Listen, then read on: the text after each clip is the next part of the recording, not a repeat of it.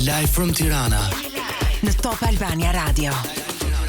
Ju ripërshëndes drejt për së drejti nga valët e Top Radio kudo në Shqipëri dhe në kanalin numër 10 në Digital. Unë jam Ronaldo Sharka dhe siç u lajmëruam në krye të herës, do të flasim tashmë për atë që ju ka bërë klik në tru këtë ditë, teaserat, ngacmimet e sidomos promoja e publikuar ditën e djeshme për Urban Gan, një produkt i ri televiziv iniciuar nga Fondacioni Mediatik Dritan Hoxha dhe Top Channel. Do të nisë shpejti pikërisht në Top Channel.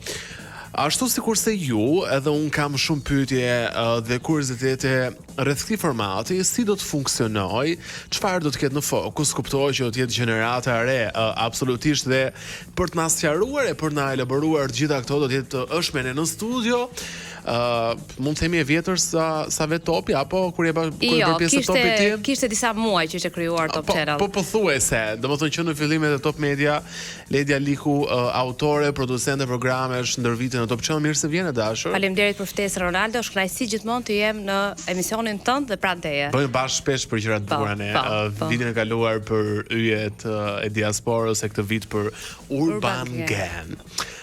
Çfarë është Urban Gan? Është besoj shpytja më e shpesh që të bëjnë këtë ditë.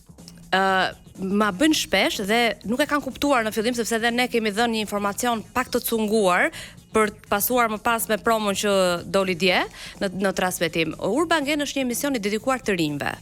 Do ketë debate, do ketë panele diskutimi, siç do ketë edhe të ftuar personazhe të njohur të fushave të ndryshme në art, kulturë, sport, kinematografi, që do t'i bashkohen brezit të ri. Unë e kam ideuar prej shumë kohësh në mendjen time Urban Gan, duke qenë se jam gjenerat e Top Selectit, Unpluggedit, edhe doja të bëja një lloj mix projekti që të kthesha në retrospektiv, por të isha paralelisht edhe me gjeneratën e re. Aktual. Dhe besoj që do jetë një produkt shumë i mirë televiziv, do jetë shumë profesional, sepse edhe stafi i cili është i angazhuar është nga më të vjetrit më profesionalët të Top Channel. Sigurisht Top Channel ka stafin më të mirë. Unë nuk e them se punoj, po e them se bëhet diferenca kudo në treg. E shohim që ti me atë që pa mbrëm një herë. Ajo një herë duhet rikujtuar. Ishte USA, nuk ishte Shqipëri. Fix. Kështu që po bëjmë një emision i cili do të jetë i dedikuar të rinjve, vlerave, do ketë pak muzikë, do ketë performanca, do i rikthehemi Unpluggedit, është një gjë që ka qenë më përpara në Top Channel, emisioni dedikuar dhe ka qenë pikërisht ditëve të shtuna, dhe ky emision transmetohet ditën e shtunë, por unë nuk ja them orarin sepse ende nuk është i zbuluar, dhe mua më kthen në kohë paralelisht dhe me gjeneratën e re. Është një sfidë, për mua është një sfidë e re, është një sfidë e bukur, është një sfidë e cila mendoj që do ndjej shumë kënaqësi, sepse kam dhe staf dhe prezantuesit që janë prezantuar dje janë të rinj. Është për herë të parë që unë bashkëpunoj me Lej Krajin dhe Kristi Lamajn. Dhe mendoj që ato të dy është një dyshe e gjetur sepse që në prova e kam vëretur atë kimin midis tyre. Aty dhe atë dëshirën për të bashkëpunuar, për mos u mbivendosur njëri tjetrit dhe për të respektuar pozicionet e gjithsecilit. Do të kalojmë edhe pak më vonë tek emrat edhe shumë shka tjetër, por programi do të jetë një herë në javë. Një herë në javë, po, 12 javë. 12 episode, pra gati 3 muaj, një sezon televiziv i plot. Çfarë do ndodhi aty me syret të rinjve? Ju keni bërë audicione apo keni pikasur të rinj që vlejnë? Emisioni është me 2 panele. Paneli i parë, të cilët do jenë the main, që janë edhe pjesa e diskutimit, si dhe nga pas tyre do jenë disa të rinj, që janë rreth 20 të rinj, që janë pjesë e audicioneve që ne i kemi nxjerrë në website-in e Top Channel. Ato do jenë dhe ato pjesë interaktive e emisionit. Pra ato do të jenë në audicion televiziv. Në formën e një publiku, por që do të ndërhyjnë tek temat. Pra nuk do jenë thjesht një publik, po do jetë një instrumentist i liceut artistik, i cili mund të jetë në moshën 16 vjeçare, dhe në temën e diskutimit Lej normalisht do të marrë opinionin edhe atij që është prezant aty. Pra unë në mendjen time kam konceptuar diçka që mos jetë thjesht publik pjesëmarrës, po të jenë dhe ato të përfshirë në të gjithë temën e diskutimit. Siç mund të bëjmë edhe sondazhe për temën që do diskutohet me panelistët, me të ftuarin VIP që do kemi dhe me to 20 persona që do jenë në studio, do jenë gjithmonë të ndryshueshëm dhe ato do jenë pjesë edhe të quizeve që mund të jenë brenda emisionit për temën e përcaktuar. Dhe dua të zbuloj sa më shumë artistë të rinj. Unë di që liceu artistik ka instrumentist, ka shumë talente, por që mbase edhe nuk ju jepet hapësira ose nuk e gjejnë veten ose shikojnë direkt emigracionin pasi mbarojnë gjimnazet dhe duan të ikin nga vendi i tyre. Dhe unë dua që të zbulojmë sa më shumë elemente të tillë interesant sepse e di që ka vërtet shumë të rinj të talentuar, por duan hapësirën dhe duan mundësinë. Dhe Urban Gang është trampolin për ata. Do të ketë fitues në fund? Jo, nuk do ketë fitues, është talk show. Është talk show me muzikë. Do të thënë i ndërthurur me muzikën. E vështirë, Ledia, të bësh këtë lloj televizioni? Është sfidë.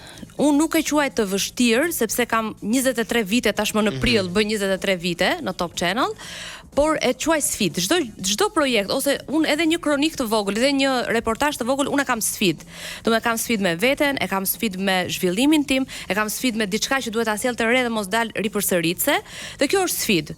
Dhe do e shikoj se do pritet nga publiku, sepse edhe në tregun shqiptar nuk ka një emision të tillë të dedikuar, pra është një format që është autentik i krijuar nga si derivati i Fondacionit Dritan Hoxha dhe Top Channel, dhe do të shikojmë se si do funksionoj aty. Mendojmë që do të jetë një kontent i bukur, profesional, por do shikojmë reagimin e publikut, se ai është fund që vendos për të gjithë ne. Me skandalin është gjë më e lehtë për të shkuar. Do shkosh gjithmonë. Jo, nuk do shkoj te skandali. Jo, ja të formuloj pyetjen. Skandali është gjë më e lehtë. Pra ti do shkosh, edhe tek ato që nuk e duan skandalin, do dali, është e pamundur të mos dali duke bërë scrolling, apo e pamundur të mos dëgjosh njerëz duke folur për këtë skandalin. Në korat që jetojmë, duket sikur skandali është shumë do të thënë është ajo karta e audiencës, pra është fast food i shpejt që merr. Konsumimi i shpejt. Si e ke menduar ti formulën për të shkuar tek publiku në këtë kohë që jetojmë gjithmonë? Unë, Ronaldo, dua të tregojmë shumë e sinqert, siç jam treguar e sinqert dhe me stafin dhe siç tregojmë e sinqert me të gjithë bashkëpunëtorët e mi. Unë mund të jem aftë të bëj talent show, mund të jem aftë të bëj reportazhe, dokumentare, kam punuar në departamentin e lajmeve, por e them me plot zë, jam totalisht e paaftë për të bërë skandalin. Ndjem totalisht e paaftë. Jam e aftë të krijoj debatin konstruktiv që sjell një gjë, nxjerr një temë, një problematik, po jam totalisht e paaftë dhe e pa motivuar të krijoj një skandal nga hiçi. Unë nuk e bëj dot atë. Nuk më vjen e brendshme. Unë gjërat që bëj dhe që realizoj kam të gjitha organike që më vjen nga brenda. Këto nuk jam e aftë. Po nëse ndodh që të rinjt mund të zihen aty, mund të eskalojnë? Nuk ka eskalim aty. Aty ka debat konstruktiv. Po mund të ndezi debati. Jo. Nuk ka, sepse prandaj producenti është një producent që menaxhon të gjithë kontentin. Aty dhe nuk del diçka që mund të dalë jashtë parashikimeve.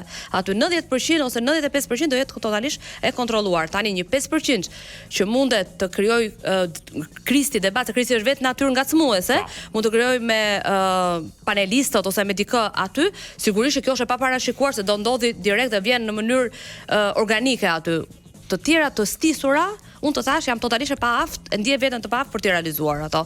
Dhe nuk kanë rëqasjen time. Është bukur që në 2026 me fuqinë e madhe të mediave sociale, kanë një fuqi të jashtëzakonshme, ende Top Media prodhon, nuk e bën çdo ditë, por po them ka një investim të ri në një program që ka këtë thelb që thua ti dhe turoj shumë fat. Do më tregosh pas pak për zgjedhjen e moderatorëve. Kristin po dëgjoja pak te Grita Duma që do të jetë një mix mes opinionistit dhe moderatorit. Pse këta dy, që duken shumë cute me njëri tjetrin, edhe si, vetëm pas pak për dyshen që do të prezantoj këtë format të shtunave në Top Channel. Sotrin vazhdon të jetë me ne në studio producente e Urban Gang në këtë projekt pra iniciuar nga Fondacioni Mediatrik Dritan Hoxha dhe Top Channel, që nis së shpejti të shtunave në Top Channel, ku në fokus ka të rinj të këtij vendi që edhe janë e ardhmja, edhe kanë problemet e tyre, edhe kanë shpërthimet e tyre, por mbi të gjitha si çdo brez tjetër. Dhe thuhet Ledia që ky brez është shumë troç. Domethënë nuk ka filtra, nuk kurset dhe atë që mendon do ta thoj. Gjatë takimeve me të rinj këto ditë, çfarë ke ndjer tek ta nga puna jote në Top Media ndër vite, se brezi i të rinjve ndryshon, pra siç ke qenë ti e re, kur ke nisur në top, nuk janë këto sot. Jo, janë. E di çfarë shikoj e di çfarë shikoj një gjë të përbashkët. Unë për shembull kur kam hyrë për herë të parë, që më rastisht vë muaj prill, dhe jap gjithmonë intervista në muajin prill, unë kam hyrë në 17 prill në Top Channel për herë të parë në Top Albania Radio. Dhe mua më janë ndridhur këmbët, domethënë u ndjeja në një vend sikur isha në Amerikë, në një shtet tjetër aty, kam bler këtë lloj emocioni. Dhe un kam parë shumë të rinj që kur hyn në ambientet e Top Channel, domethënë kanë ato magjinë e topit, domethënë duket ku jam, domethënë kanë ato hutimin, atë lloj gjë, dhe un projektoj veten time, që kam hyrë një fëmijë që isha e hutuar dhe thoja pse këtu do punoj unë, çfarë ua sa bukur, kështu. Dhe për herë të parë, për shembull, Top Channel edhe Top Albania Radio ka qenë institucioni i parë që ka vendosur dhe baxhet, se nuk ekzistonin në Shqipëri, dhe për herë të parë ne hynim me baxhet, domethënë është i pari institucion që vendosi edhe të rregullin e hyrjes me kartën. Jo, nuk ka qenë asnjëri. Nuk e dija. Po ja, unë e di që morëm kartat, baxhet dhe kalonim me baxhet, se nuk u njihte. Domethënë të tjerët mendonin se do kalonin atë pasaportën Rinas aty, se nuk e kuptonin, por ne ndërkohë është i pari që ka pasur rregullin e institucionit. Dhe ndjej këtë ditë pa. Dhe ndjej këtë lloj emocioni, ndjej dëshirën që ato duan të promovohen, ndjej atë ndonjëherë edhe atë pesimizmin që nuk i jepet mundësia në Shqipëri, pra ndihen sikur funksionon me bryla, funksionon me miqësi aty, dhe ndonjëherë është ky paragjykimi ndaj televizionit që duhet mik gjithmonë, se më thon dhe mua po ku gjë ti mik. Jo, unë mendoj. E kanë këtë lloj paragjykimi që të çash duhet mik. Unë mendoj, të paktën flas për Top Channel, që i ka dhënë mundësinë të gjithëve njerëzve, të cilët janë ju përkasin vendit të tyre. Pra, nëse Ronaldo ti je këtu dhe ti e bën shumë mirë këtë, ti i përket këtu. Ti nuk mund të bësh tani, nuk e di, wake upin e Blendi Salës, si më thon, se ndonjëherë këto ngatarojnë të rinj, thonë, dua të bëj emisionin e Ronaldos. Kjo është gabim. Kjo nuk mund të vijë tani të them dua të bëj rolin e Ronaldos. Unë jam në rolin tim, zhvillohem në pozicionin tim, në rolin tim si Ledja. Atë ky është gabimi që bëjnë të rinjt. Duan të imitojnë apo duan të bëhen kopje e dikujt tjetër. Ndërkohë që është shumë mirë ti jesh vetvetja, me aq aftësi sa ke, me aq talent sa ke, dhe të zhvillosh veten në atë çfarë ti i përket. Jo të shkosh të bësh pasqyrë e dikujt tjetër, pra në pasqyrë mos shikosh veten tënde, po të shikosh Ronaldon ose të shikosh dikë tjetër. Për mua kjo është e rëndësishme, dhe këtë mundohem ja them vazhdimisht, që do ta hedhësh hapin aq sa e ke mundsinë dhe zhvillohu në atë hapin tënd aty. Ke pikasur 2-3 emra fytyra që mendon që mund të kenë të ardhme në top? Aty, jo, deri tani jo, me të thënë të drejtën, sepse thash ne po shikojmë në një këndvështrim tjetër, jo për të qenë, se mbasi dhe mund të jenë. Unë e kuptoj që thelbi nuk është që ato të zënë një vend punë në top. Po nuk i dihet, të gjithë kanë nisur nga diku. Varet si do të reagojnë gjatë emisionit. Varet si do të jetë reagimi, si do të jetë qasja, si do të jetë ajo produkti që do sjellin aty, dhe patjetër që po, unë jam njëri shumë i hapur për të gjithë bashkëpunëtorët, për të gjithë, i shkruaj vetë një mesazh, domethënë që mund të vish të flasim për të gjitha, diskutojmë për projekte, qoftë edhe me brezin e ri, qoftë edhe me djemo apo vajza që mund të jenë shumë më të rinj se unë në moshë. Unë jam njëri shumë i hapur dhe jam gjithmonë dua dhe të dëgjoj një brez që është 20 vjeç, edhe të mësoj ndonjë gjë të re që nuk e kam mësuar ose nuk është në atë manierën time të përditshme. E çfarë ke mësuar këtë ditë nga ato? Po ja këto emoj, këto gjëra kështu, domethënë që janë të çuditshme aty, dhe hyri i eksploroj se çfarë është meaning e këtyre, çfarë do të thotë domethënë aty. Interesante shumë. Lej dhe Kristi Lamaj. Sigurisht Lejn e kemi parë në Pardon My French në Top Radio me Jonida Liçkollin, në Pushime on Top me Eni Sheu në 1 apo 2 sezone, mos gaboj. Pra e kemi parë disi. Në këtë format ju keni bërë, besoj, takime, mbledhje, prova. Ne kemi mbi 3 javë që bëjmë takime, mbledhje dhe prova.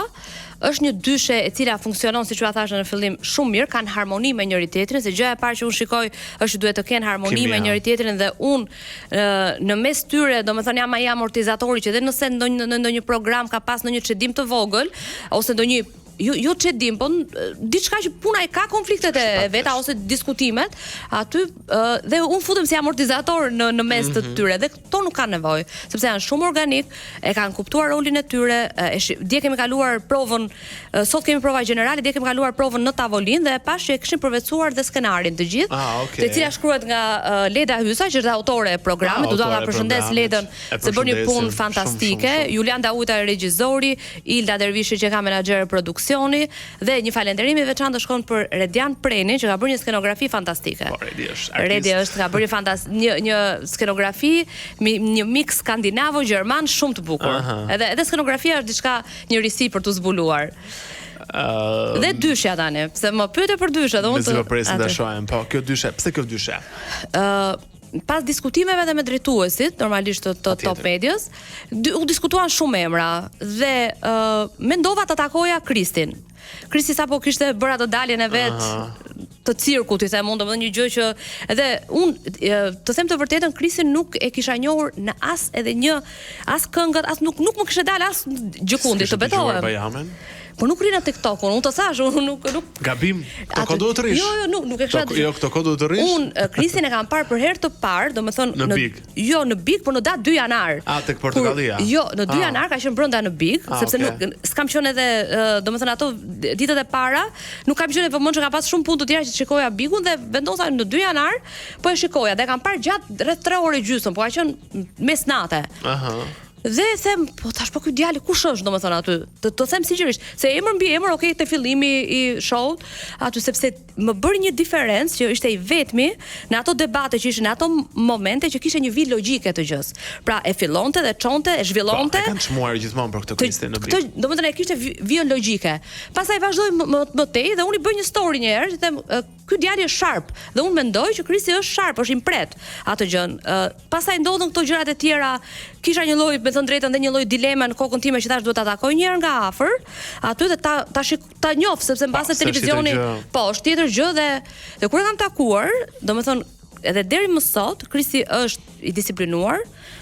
Nuk ka lidhje me Kristin që hipon fare, aty nuk ka lidhje fare, është shumë kërkues, është njëri i cili pranon vërejtje, do të përmirësohet, është detajist në maksimum dhe unë mendoj që Kristi nëse vazhdon me këtë lloj ambicie, Kristi do jetë një nga personalitetet e ardhshme të medias, do t'i duhet punë, do thua ti, patjetër që shumë punë do t'i duhet, por unë shikoj vendosmërinë e tij.